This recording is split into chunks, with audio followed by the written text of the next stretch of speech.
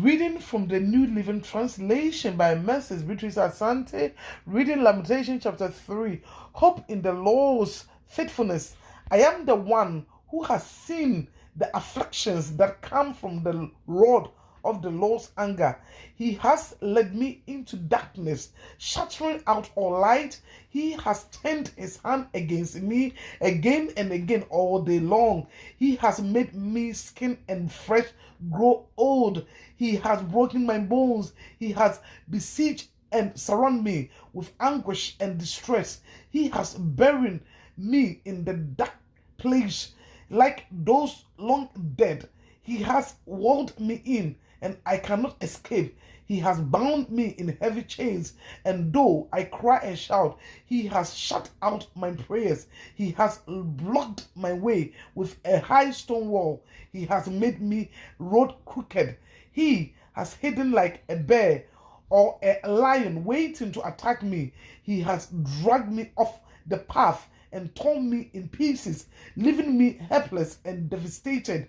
He has drawn his bow and made me the target for his arrow. He shot his arrows deep into my heart.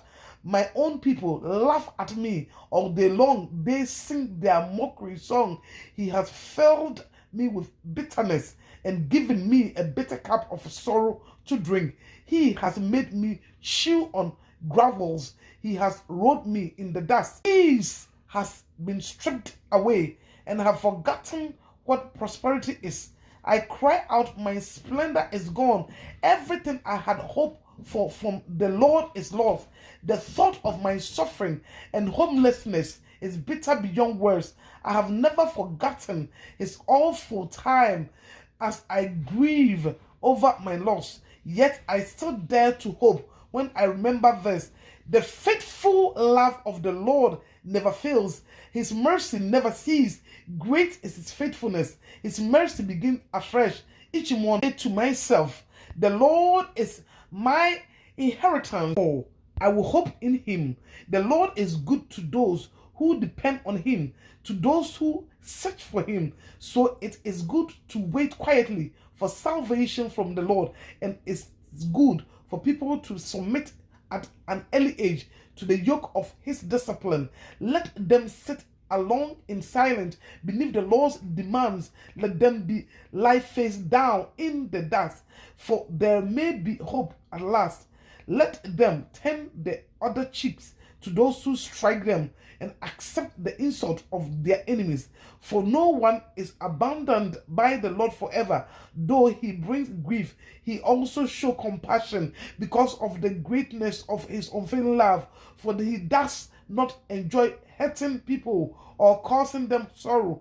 If people crush underfoot all the prisoners of the land, if they deprive others of their rights in defiance of the Almighty, the Most High, if they twist justice in the court, doesn't the Lord see all these things? Who can things to happen without the Lord's permission?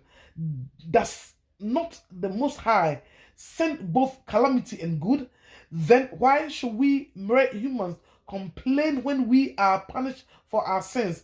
Instead, let us test and examine our ways. Let us turn back the Lord, and let us lift our heart and hand to God in heaven and say, we have sinned and rebelled, and we have not forgiven us. Have engulfed us with your anger, chased us down, and slaughtered us without mercy. You have hidden your sin in the cloud. Our prayers cannot reach you. You have discarded us as refuse and garbage among the nations. All our enemies have spoken out against us. We are filled with fear, for we are stripped, devastated, and ruined. Tears stream from our eyes because of the destruction of my people. My tears flow endlessly. They will not stop until the Lord look down from heaven and sees. My heart is breaking over the faith of all the women of Jerusalem. My enemies whom I have never harmed, hunt me down like a bird. They threw me into a pit and dropped stones on me. The water rose over my head, and I cried out, this is the end. But I called on your name, Lord, from the deep within the pit. You heard me when I cried. Listen to my pleading. Hear my cry for help. Yes, you came. I called. You told me, do not fear. Lord, you have come to my defense. You have redeemed my life. You have seen the wrong they have done to me. Lord, be my judge and prove me right. You have seen the vengeful plot my enemies have laid against me. Lord, you have heard the vile names they call me. You know all about the plans they have made. My enemies whisper and mutter as they plot against me all day long. Look at them, whether they sit or stand. I am the object of their mockery song. Pay them back, Lord, for all the evil they have done.